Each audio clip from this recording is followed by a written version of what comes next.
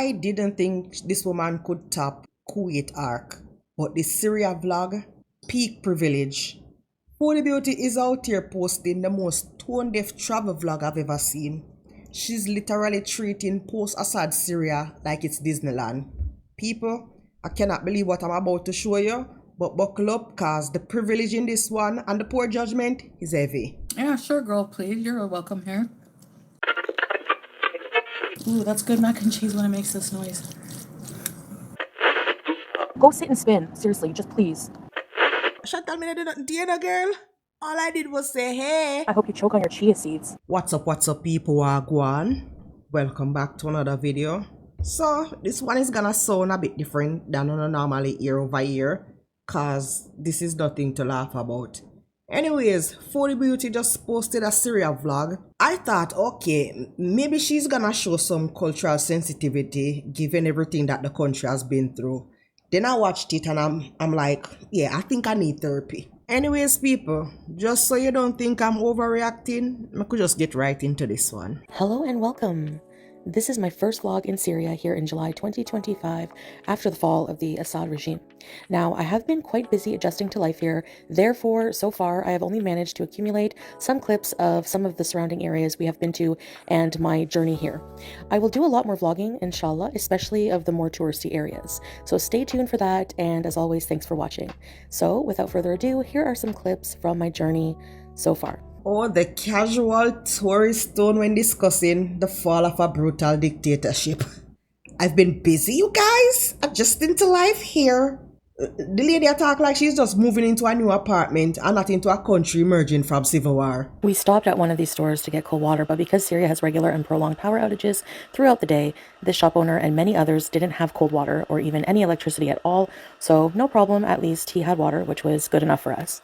It's giving peak privileged tourist energy. Imagine treating systematic power outages as a quirky travel inconvenience rather than the reality of almost 25 million people. Here we saw some livestock on the side of the road, maybe for purchase or they belong to someone, I'm not sure. And here, kids and just people in general, but especially kids, love to drive in the back of these trucks here with like the cage on the truck bed, and they hang on to it. This was making me extremely nervous for the boy in yellow especially. Yep, totally nervous and so on par for Chantal. Filming kids, as she usually does. But this time, she's doing this, filming children in genuinely dangerous situations for content. And then she have the audacity to try and express concern while she continues to film. Instead of, you know what? Not exploiting them for views. We passed by this KFC knockoff called KFG. I don't know what the G stands for, but apparently they have crispy chicken and other dishes. So stay tuned for that. The blood clot whiplash in this video. Chantal went from showing children in dangerous situation, bombed buildings and all, to fucking talking about KFG. Of course, we gotta find some way how to include food while we're gonna exploit a whole nation of people in less than ideal situation. Way to go, Chantal. Now, this next series of clips is very sad, quite sad. It's the remains of a war-torn country and from the Syrian civil war. So I've just compiled a bunch of buildings that have been bombed, and a lot of them are in rubble, and these were once people's homes. So it's really, really sad. The ones that are not so bombed are littered with bullet holes. It's just so surreal to be driving past and seeing this.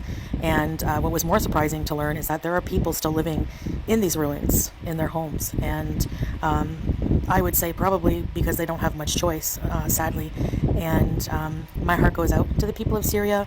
And inshallah, it can soon start to rebuild from being such a war-torn country. Oh, Heffa, miss me with the performative sadness.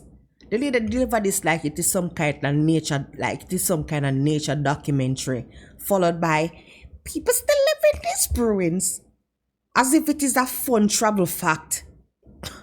No man, Chantal, you have to go to better, girl. This must be something out of a fucking horror movie You know what we're going to do? Call this one a whole trauma travel tourism masterclass. And I'm going to end this vlog by showing you what we picked up for lunch to eat in the valley area. Some chickens that were really, really delicious, and we made shawarma with them.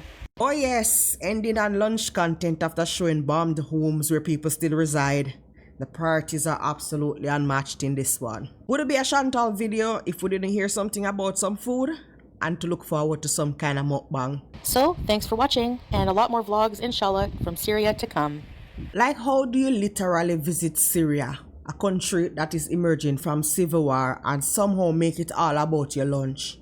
Only Chantal can show us exactly how, and honestly, I'm kind of speechless. It is absolutely tone deaf and screams every bit of privilege.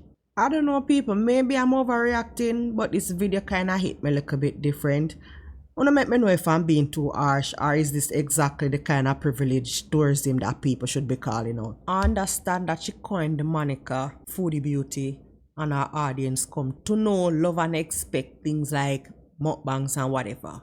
But she's saying that this is our new life, our new norm, and she's gonna show us all the positive things about Syria, and she started out just like this.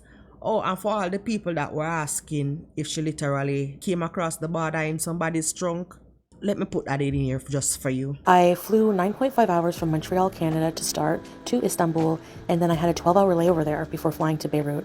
When I arrived at Beirut airport, I was picked up by a taxi service who helps you through immigration and takes you across the border into Syria. I decided to go the land border way into Syria from Lebanon instead of flying into Damascus, just because it was recommended that that's just a better way to go by other travelers. Those are the facts. I'm just putting them out there for you to come to your own conclusion. But it sounds to me like she got smuggled across the border.